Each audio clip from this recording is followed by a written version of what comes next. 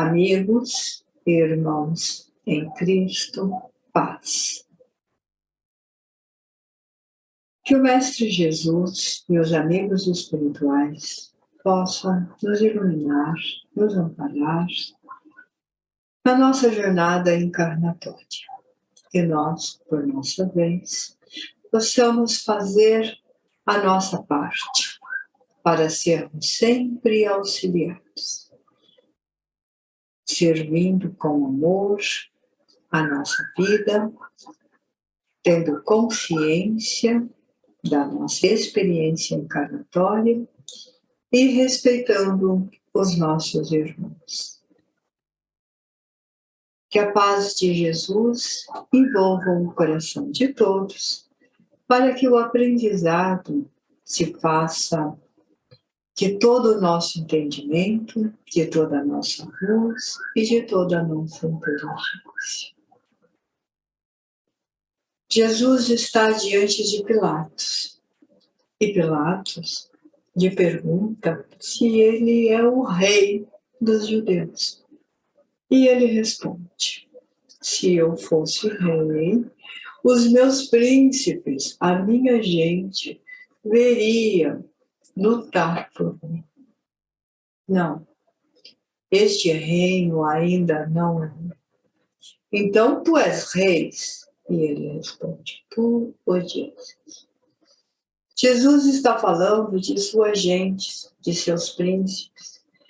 Da mesma maneira que em outro momento ele diz que há lugar para todos e que a casa do Pai é constituída de muitas moradas. Mas a terra, naquele momento, não conhecia o amor, o perdão, não sabia ainda exercer os ensinamentos que eles já tinham. Jesus não pregou nada, nenhuma boa nova que ninguém conhecesse. Ele pregou nos templos, nas ruas, nos vales, nos bosques, falando de leis que eles já conheciam, falando da Torá, falando da Talmud, falando dos emissários anteriores a ele, os profetas, perguntando o que disse o profeta, o que disse Elias, o que disse João. Então ele já sabia, o povo já sabia das leis, já conhecia que deveríamos amar a Deus sobre todas as coisas, ao próximo como a si mesmo, não fazer nenhum mal para o próximo. Mas eles não tinham um conhecimento, um entendimento mais profundo da vida futura. E Jesus vem para trazer isso. Ele encarna como promessa feita outrora, promessa que nós encontramos em vários livros sagrados e depois em comprimentos de livros da doutrina espírita. Na doutrina espírita, essa promessa está num livro de Emmanuel chamado A Caminho da Luz. Jesus prometendo àqueles povos, aqueles homens de outros lugares, que se eles auxiliassem na evolução da Terra, ele próprio viria e nasceria entre eles para dar o estímulo maior e, ao mesmo tempo, acolhermos todos como irmãos. Mas na Bíblia, no Velho Testamento, na Torá e na Talmud, também tem a promessa da vinda de Jesus logo após a explicação da queda do homem, quando o homem desvia um dos seus verdadeiros propósitos de evolução. Fala que ele virá, que ele viria e ele veio. E toda a sua doutrina é baseada em amor, perdão, aceitação, compreensão e evolução através da vida futura. Ele veio dizer que não termina a vida porque você está encarnado. E quando ele, algum tempo depois, vai para o julgamento e é preso e vai à morte, ele ressurge mostrando a todos que a morte não existe. Então, todo o seu missionato é explicado dentro da vida futura. E nós sabemos disso, somos cristãos, somos espíritas, nós temos consciência que a doutrina de Jesus é baseada na vida futura. Então, eu não estou falando nenhuma novidade aqui, não estou fazendo nenhum comentário extraordinário e diferente de vosso conhecimento. O que eu trago hoje, a pergunta que eu trago é: o que nós pensamos em fazer sobre a nossa vida futura? E quando nós estamos encarnados, nós às vezes gostamos de alegar que não conhecemos o nosso passado porque esquecemos as nossas vidas anteriores. Só temos consciência desta vida e então alegamos, alegamos ignorância. Eu não lembro do meu passado, eu não sei o que eu fui, eu não sei de onde eu vim, então eu conheço esta vida. Mas pregamos Jesus, ensinamos Jesus e somos discípulos de Jesus. E a sua doutrina fala da vida futura. E fala que a cada um segundo as suas obras. E fala que nós precisamos tomar cuidado na jornada encarnatória, porque se nós estamos realizando provas, se nós estamos provando, testando se realmente aprendemos, por outro lado, estamos semeando também. Então, eu colho um fruto, e este fruto pode não ser tão doce quanto eu esperava, ele pode ter um azedume, ele pode ter o espinho da dor, ele pode ter a orfandade, ele pode ter as dificuldades financeiras, ele pode ter as dificuldades de saúde, ele pode ter pessoas que não nos compreendem, pode ter pessoas que não nos amam, não amam-nos. Então, isso são os frutos, mostrando que nós já testamos a vida física, já experimentamos e que as escolhas não foram as melhores. Quanto mais dificuldades nós temos, mais fica claro que as nossas escolhas não foram as melhores. Portanto, agora, nós não podemos alegar ignorância no instante em que, nossa, eu existia antes, existo agora e vou existir depois. Estou colhendo frutos amargos. Aprendi que estes frutos são os resultados das minhas sementeiras anteriores. Quem brigará comigo? O Cristo falou que tinha os seus príncipes para lutar por ele. Eu não tenho ainda a evolução suficientes para isso, mas eu tenho amigos presentes. Eu tenho um amigo que cuida. Nós não estamos sozinhos. Ele avisou isso. Cada um de nós um amigo e mais uma multidão enviarei em meu nome. Aqueles que ficarão convosco até o fim dos tempos, nos instruindo e nos auxiliando. É lógico que eles também, como com Jesus, eles não virão lutar as nossas pelejas. Quem já teve a oportunidade de ler no Livro dos Espíritos, nos itens que trata de anjos, amigos protetores, vai encontrar a resposta sábia de que nós temos que executar a nossa sementeira, colher os frutos anteriores e fazer uma sementeira nova, um solo fértil. Quais as sementes que eu estou escolhendo? Quando eu faço o projeto da minha vida, que projeto que eu estou fazendo? Então, cada um de nós que estamos agora ouvindo essa palavra, que projeto? Pense um segundo. Que projeto eu faço da minha vida?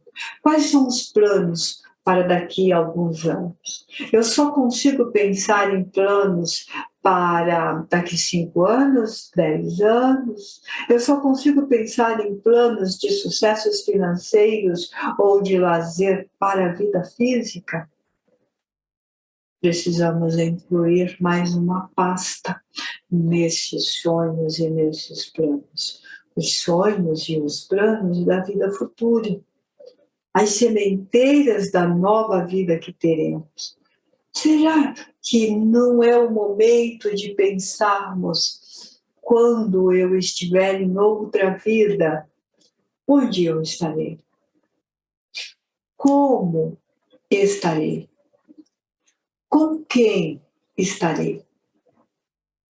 Quando nós paramos para pensar nisso e remetemos Jesus nesse diálogo com Pilatos, ele estava oferecendo a mesma oportunidade. Olha, não se preocupe comigo, eu tenho as minhas gente, os meus príncipes, eu tenho o pai, eu tenho tudo, eu sei o que eu estou fazendo, eu vim para lhe ensinar. E tu, sabes o que está fazendo de tua vida? É isso que ele está perguntando para Pilatos. Só que a pergunta para Pilatos, transporta-se na linha do tempo para todos nós. O que nós fazemos da nossa vida? Quando acordamos de manhã, o que escolhemos? Qual sementeira escolhemos? Qual solo escolhemos?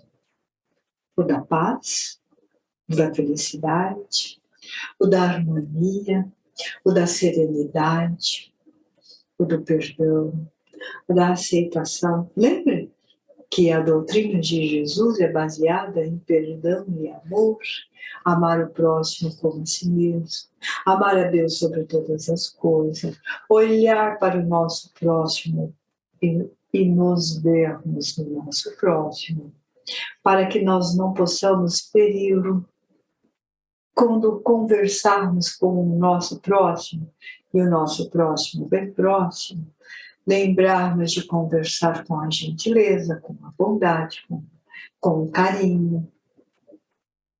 Conseguir trazer o sorriso gentil o tempo todo no rosto, mesmo que estejamos em dores, mesmo que não estamos tão bem financeiramente, mesmo que tenhamos conta para pagar, mesmo que todos os dias temos que levantar para fazer um trabalho cansativo, porque não tivemos oportunidades, por escolha nossa e por consequências das sementeiras anteriores de uma profissão menos cansativa.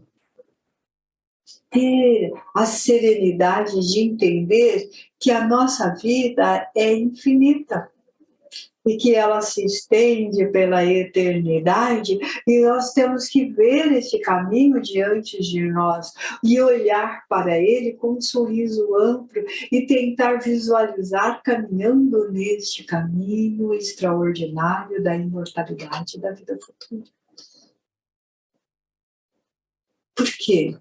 Se nós ficamos só na tristeza, só na vingança, só na raiva, só no ressentimento, só na perseguição, só nas reclamações, só nas lamentações, como será a nossa vida futura? Será dolorida. Se nós achamos que é dolorida agora, ela pode ficar mais dolorida. Tem uma passagem de Jesus que cabe bem aqui, que ele diz que o caminho da vida encarnada, ele é muito largo, ele é muito amplo, e ele é real e ele é verdadeiro. Tem um monte de coisa que nos distrai. Se nós pararmos um segundo, nós já estamos desviando as nossas atenções nos celulares e vendo coisas menos dignas, na televisão idem, no computador igualmente. Nós temos visto a mídia nos informar coisas terríveis que estamos vendo por trás da internet, por trás da mídia, por trás de jogos, induzindo os nossos jovens à depressão, ao suicídio, ao desespero. Nós temos visto os nossos idosos solitários e tristes, sem uma companhia, sem a brincadeira do neto, porque o neto está intertido com o celular. A brincadeira hoje não é uma conversa com o seu avô, com o bisavô. A brincadeira hoje é o celular, a instrução constante, ensina-se de um tudo. E nós estamos deixando a oportunidade passar por nós. Então, nós poderemos sim colhermos frutos amargos ainda, mesmo com todo o conhecimento que temos. O fato de termos conhecimento não nos isenta de responsabilidade pelos nossos atos. Pelo contrário, quando nós temos o conhecimento, aí sim que nós temos a responsabilidade de fazer correto e a responsabilidade de ensinar. Nós somos mestres e alunos uns dos outros. Nós estamos o tempo todo aprendendo e recebendo informações do alto e também podemos ensinar. Então, o caminho do mundo encarnado realmente é longo. E ele diz aqui, este não é o meu reino. Este não é o que eu quero, não é o que eu desejo. E ele ainda ficará mais harto. Ele diz isso mais de quase 3.000 anos. A gente estende a mão quando vai falar disso, mas é uma verdade. Nós estamos há quase 3.000 anos da vinda de Jesus. E ele disse, ouvirás falar de guerra, ouvirás falar de pai contra filho, de filho contra pai, de nação contra nação, de corrupção, de roubo, e isso não é ainda o fim. Isso é apenas o começo, alertando-nos que a vida material precisa ser vista com este olhar espiritual. Então, sim, é muito largo. E ele diz que o caminho que leva ao Pai era um caminho estreito e que exigia sacrifícios. E ele mesmo, neste capítulo, está mostrando o sacrifício. Ele está diante do julgamento para mostrarmos que não há morte, para mostrarmos que a vida futura é diante dos nossos olhos. Ele vai passar por um julgamento cruel. Ele será crucificado. Mas ele se mostra, ressurge, convive com os seus, tangível, mostrando as suas feridas e dizendo que nós não vamos ficar sozinhos e alertando, cuidado, porque a minha vida, os meus ensinos não estão baseados na vida passageira, paixão igual à minha vida, curta, não é nisto. É olhar as coisas do nosso princípio, da nossa essência como Deus. Então, esta é a pergunta deste capítulo. O que estás fazendo de vossa vida? Quantos dias se dedica ao projeto, ao seu projeto, como o meu projeto e o projeto de todos nós? Quantas horas por dia dedicai ao projeto da vida futura? Não, eu não perdi tempo. Eu não perdi a vida. Se nós sabemos que há uma vida futura e que nós sabemos que a vida encarnada ela é alicerce para a vida futura, nós temos que voltar para a vida espiritual melhor que quando aqui chegamos. Nós estamos fazendo o projeto para a vida futura. E eu não estou falando de comprar terreno nos céus e nem idealizar colônias espirituais e o paraíso ou qualquer outra coisa. Também não estou falando de umbrais ou qualquer outro entendimento que tenhais. Eu estou falando do estado de alma, da sua condição de espírito, da minha condição de espírito também, que eu não posso me me excluir desta situação? O que é que nós projetamos para a nossa vida futura? O que é que nós construímos? Quais as sementes que nós estamos separando? Na sacolinha dos tesouros que Jesus fala, onde estiver o vosso coração, lá estarás o teu tesouro, que pedras, que sementes que nós colocamos para germinar? Nós pensamos sempre nas pedras preciosas, nas joias. Mas nós temos que pensar quais as sementes que nós vamos colocar para germinarem no futuro. A do perdão, a do amor, a da tolerância, a da felicidade, a da paz, a da harmonia, laços de amizade, alianças de amizade, a comunhão, fraternidade uns com os outros. Como estará o nosso espírito? Como que ele se prepara para a vida que é imortal e que é feita de estações? Um dia nós vamos descer nas estações. Todos nós desceremos nas estações. Quando descermos, como que estará revestido o nosso espírito? Será que ele estará com as vestes corretas para ser convidado para a morada do Pai? Ou ele estará sem o convite necessário e terás que renascer? Então, nós precisamos pensar nesta seriedade de levar, de evoluir, e não achar que Jesus é ultrapassado, ou que se nós falarmos de Jesus somos caronas. Não.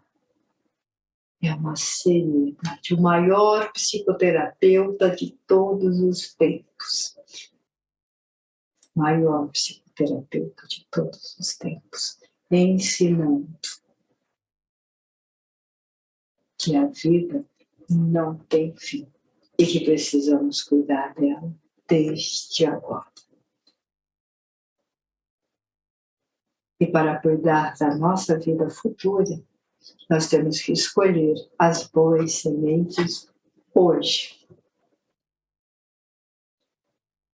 Que o Mestre Jesus nos ilumine nas escolhas das boas sementes. Que os nossos amigos espirituais estejam conosco, nos inspirando e nos alertando quando erramos. Que quando os nossos passos queiram se desviar para o caminho da perdição, esquecendo-se de nós mesmos e do nosso futuro, possamos ouvir o seu chamado. E que possamos reconhecer a voz do pastor, como ele me ensinou. Que os nossos amigos espirituais nos envolvam nesse instante de paz. E cada um, onde estiver, possa receber essas bênçãos. E que neste momento de bênçãos que caem dos céus, que as nossas dores possam ser aliviadas, que as nossas angústias possam ser substituídas pelas alegrias da vida, pela confiança do Mestre Jesus.